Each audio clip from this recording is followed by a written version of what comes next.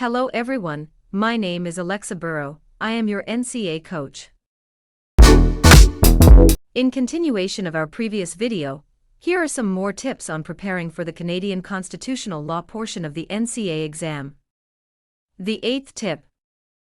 Review the relevant legislation and cases. Begin by familiarizing yourself with the Canadian Constitution Act, 1982, and the Charter of Rights and Freedoms. Also, review landmark cases that have shaped Canadian constitutional law, such as R.V. Oakes, the Secession Reference, and the Same-Sex Marriage Reference. The 9th tip.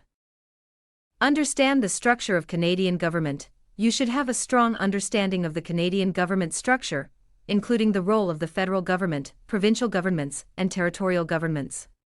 Familiarize yourself with the powers and responsibilities of each level of government. The 10th tip. Study the Canadian Charter of Rights and Freedoms.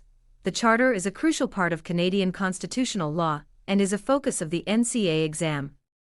Study the sections of the Charter that deal with fundamental freedoms, legal rights, and of the federal government, provincial governments, and territorial governments.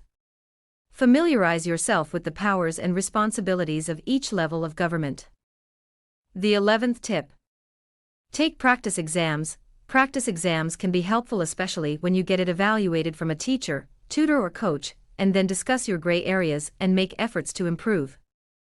By following these tips, you can prepare effectively for the Canadian Constitutional Law portion of the NCA exam and increase your chances of success.